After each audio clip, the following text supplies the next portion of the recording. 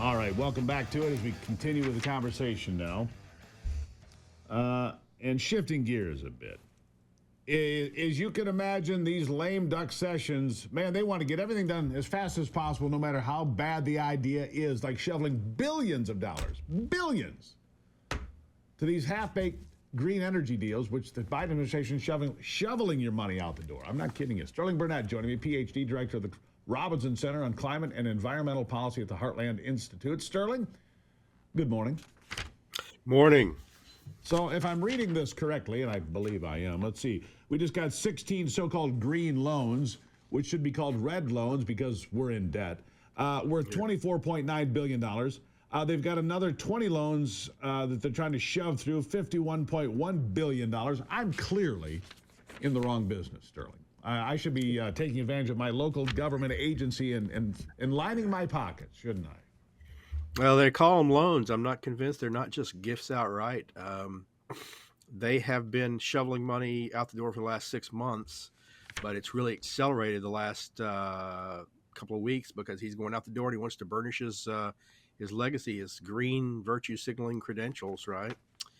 And so they're just throwing this money.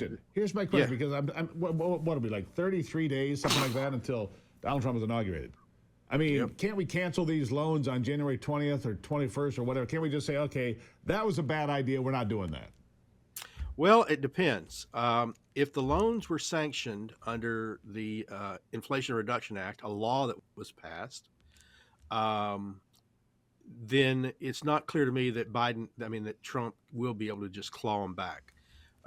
If they're just through, discretionary spending that Biden has found, he's claimed that he has access to, then maybe Trump can claw him back. But, in the end, we're talking not just billions, we're talking about hundreds of billions of dollars in the Inflation Reduction Act, which did nothing to reduce inflation. It was the most misnamed law ever written, as far as I can tell, because it increased inflation. Well, all it did was spend money on the Green New hoax.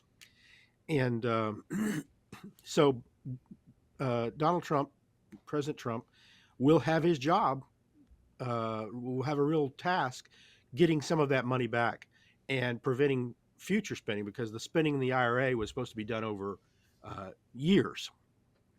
Biden's trying to get it all done now. Congress is going to have to help him with some of this stuff because, like I said, they passed a law.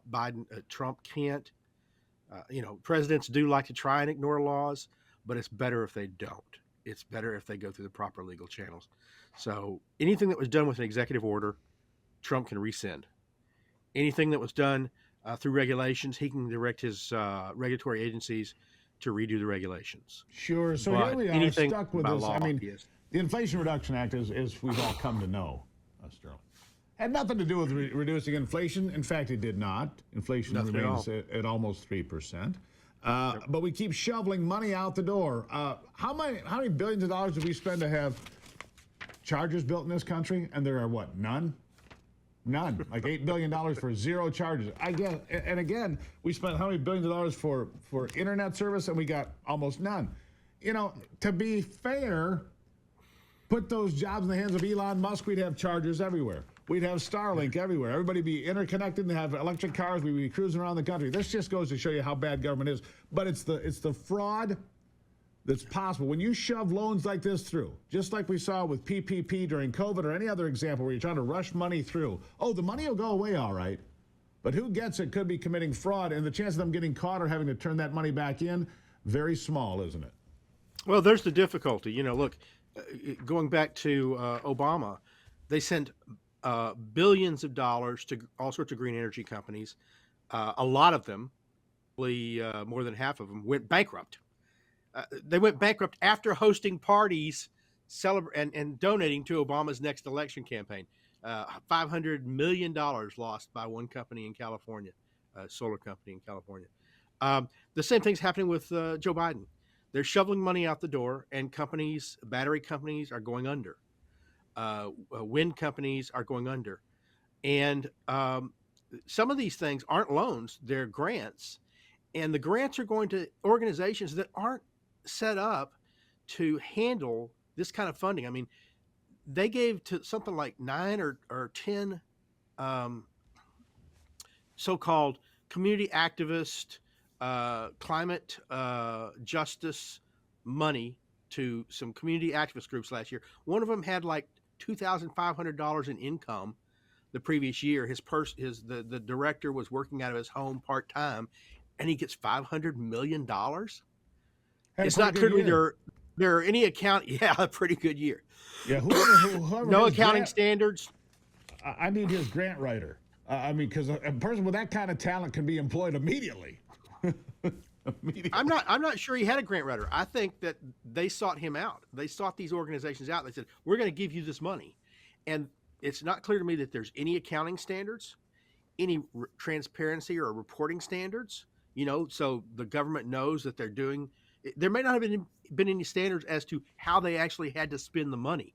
It's just go out and do good stuff with it in your community for climate change. Help people get retrofitted. No standards at all. That's the problem. Sterling, I gotta leave it there. It's outrageous. It doesn't surprise me. I'm watching this continuing resolution conversation on Capitol Hill. There are no standards. These weasels will take your money and squander it anywhere as long as they can keep their job and get elected next time. Feckless weasels, I think, is the term. Sterling Burnett, thank you for being here. Always bring attention to these important things for us. Thank you for what you do. Thanks for having me on. Take care, sir. Greatly appreciated. The Heartland Institute, great folks. I'll take a break and continue with you in a moment. Don't forget to follow us on Twitter and TikTok and Rumble and YouTube and Substack and all those places. How do you say that, Anthony? Like, follow us everywhere or something. He's got something. Don't forget the book. That was terrible stuff. Oh, well, help me, Anthony. Don't forget the book. The book. America in Her Own Words, Volume 1. SteveGruber.com, just in time for Christmas. Help me, Anthony. I feel badly now.